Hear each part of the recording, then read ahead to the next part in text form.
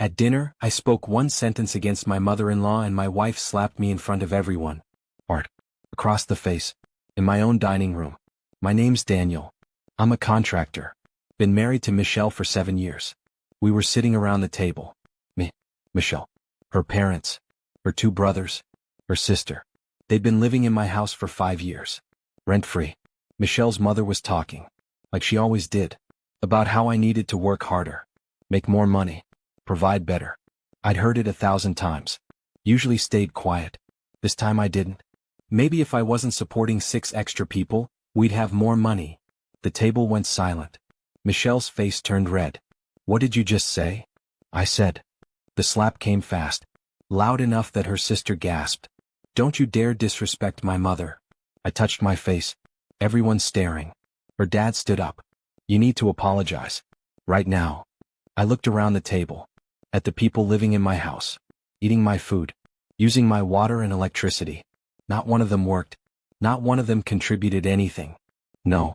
Michelle stood up. Excuse me? I pushed my chair back. Stood slowly. I'm done. Walked upstairs. Grabbed a duffel bag. Threw in clothes. Toiletries. My laptop. Came back down. Everyone's still at the table. I looked at Michelle. I'll be back tomorrow. Then I walked out the front door. And made one phone call that changed everything.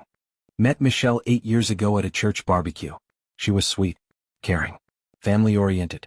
That last part should have been a warning. We got married a year later. Small ceremony. Her whole family there. 2 years into the marriage, her dad lost his job. Construction company went under. Can they stay with us? Just until he finds something new. I said yes. Thought it would be a few months. That was 5 years ago. Her parents moved into the guest room. Her younger brother took the basement. Her sister and other brother crashed in the den we'd converted to a 2nd bedroom. 5 people. In my 3-bedroom house. The house I'd bought before we got married. My name on the deed. My mortgage. Michelle didn't work. Said someone needed to be home to help her mother. She had health issues. Never specified what kind. So I worked. 60-hour weeks. Construction jobs. Renovations. Whatever paid. Came home exhausted to a full house. No privacy. No peace. Her family treated the place like a hotel. Ate my food. Left messes. Complained when things weren't up to their standards. I kept quiet. Kept the peace. Michelle always took their side. Their family. We help family. But they never helped me. Never contributed. Never even said thank you. Now I was sitting in my truck outside a Marriott. Phone in my hand. I made the call I should have made years ago. My lawyer. Steve Patterson. Steve. It's Daniel. I need to file for divorce. Tonight. Steve met me at his office at 9 p.m. He owed me a favor. I'd renovated his kitchen last year at cost. What happened? I told him everything. The slap. The disrespect. 5 years of freeloading. He listened. Took notes. The house is in your name only? Yes. Bought it 2 years before we married. Any joint accounts? 1. Checking. Maybe $3,000 in it. Assets purchased during the marriage? Nothing major. Furniture maybe. He leaned back. Daniel, you've got a clean separation here. House is yours. No kids. Minimal shared assets. How fast can we move? I can file tomorrow morning. But here's what I'm concerned about, the family living there. Legally they're tenants now. Even without a lease. What does that mean? Means you can't just kick them out. You need to give them notice. 30 days in this state. My jaw tightened. 30 days. Unless they leave voluntarily. They won't. Steve thought for a moment. There might be another way. If the house is in your name only and they're not paying rent and you're filing for divorce, you could shut off utilities. Make it uncomfortable. Is that legal? It's your house. Your bills. You're not obligated to pay for people who aren't on the deed or lease. I sat back. What about Michelle? She's still your wife until the divorce is final. But if she stays there, she's choosing them over you. That helps our case. How long until this is over? 6 months. Maybe less if she doesn't contest. I nodded. Do it. File everything. Steve filed the paperwork the next morning. Divorce petition. Property division. Everything. Michelle got served at the house at noon. She called me 17 times. I didn't answer. Finally she texted, "We need to talk. This is insane." I texted back, "Nothing to talk about. You made your choice when you slapped me. Daniel, please. Come home. We can work this out. That's not my home anymore. I called the utility companies that afternoon. Electric, gas, water, internet. I need to disconnect service at this address. Effective immediately. Sir, is this your primary residence? It was. I've moved out. I'm the only account holder. We can process that. Service will end tomorrow at noon. I made the same call 4 times. Then I called a locksmith. I need all the locks changed on my house. Today. You own the property? Yes. And I'm the only one on the deed. He met me there at 4 p.m. Michelle's car was gone. So was her dad's truck. The locksmith worked fast. Front door. Back door. Garage. Side gate. New locks. New keys. I kept one set. Put the other in my truck. When he finished, I walked through the house one last time. Looked at the mess. Dishes in the sink. Laundry everywhere. There's stuff scattered in every room. I took pictures. Documented everything. Then I left. Locked the door behind me.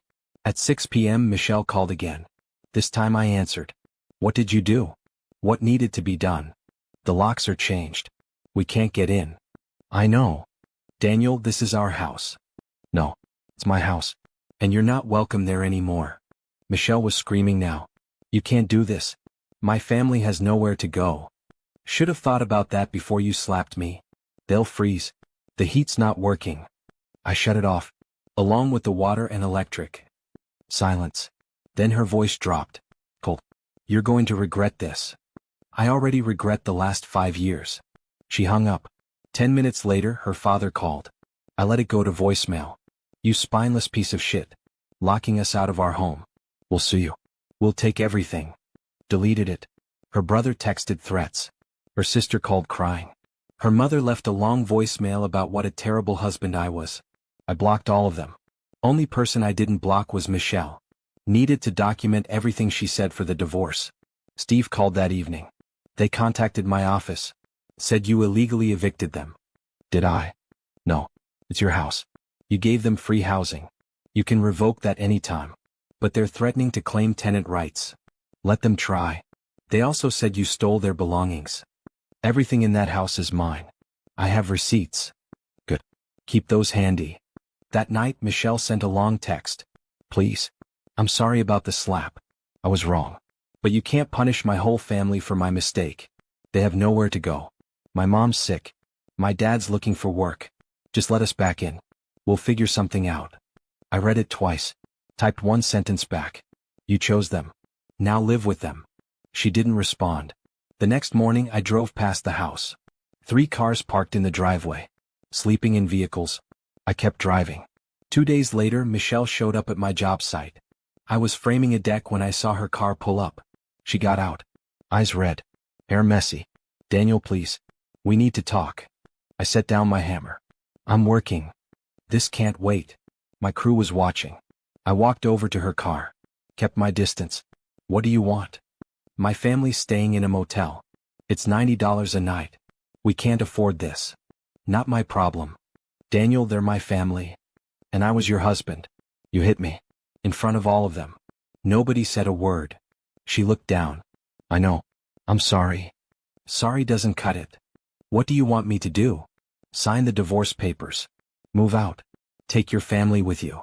We have nowhere to go. You had 5 years to figure that out, while living rent-free in my house. Her voice cracked. I made a mistake. One mistake. No. You made a choice. You've been making that choice for 5 years. Picking them over me. Every single time. That's not fair. What's not fair is working myself to death for people who don't respect me. She wiped her eyes. If I sign the papers, will you let us back in? Just for a month? So we can find a place. I looked at her. Really looked at her. 5 years. 5 years of being treated like an ATM. No. Daniel? The answer's no. The house stays locked. You stay out. That's final. She started crying harder. Please. My mom. Your mom should have raised you better. I walked back to my crew. Didn't look back. Michelle's family tried everything over the next 2 weeks. Her dad showed up at my job site. Security had to escort him out after he started yelling. Her brother posted on Facebook calling me abusive. Said I threw a disabled woman and her family onto the streets. It went semi-viral in our town. I got messages from people I barely knew. But then my friends started responding. People who'd seen me supporting that family for years. Who knew the truth. The narrative shifted. One of my crew members posted, "Daniel fed that family for 5 years while they sat on their asses. He's the kindest guy I know. They're lucky he didn't charge them back rent." The comments turned. People asking Michelle's family why none of them worked.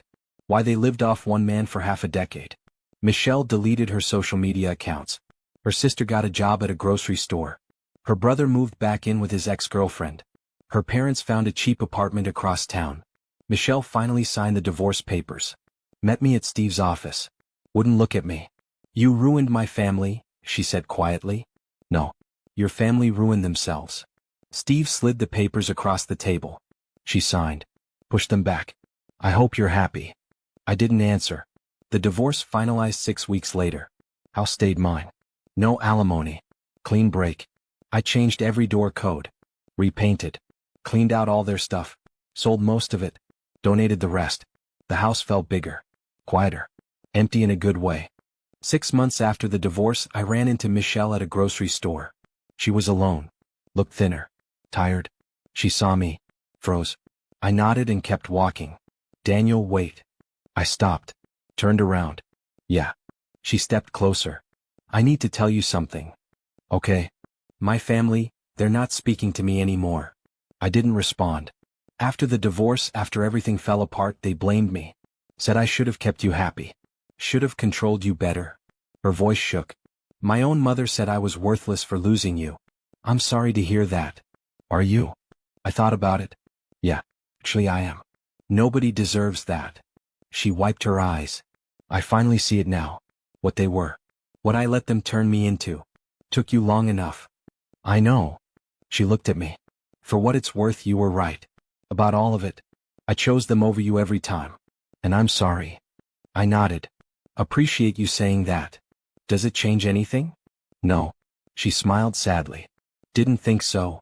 I started to walk away. "Daniel?" I turned back. "Are you happy now?" I thought about my quiet house. My peaceful mornings. Nobody demanding anything from me. "Yeah, I am." "Good. You deserve it." I watched her walk to her car. Part of me felt bad for her. But most of me just felt free. I went home that night. Sat on my porch. Drank a beer in silence. My house. My peace. My life. Nobody to answer to but myself. And for the first time in 7 years, that felt exactly right.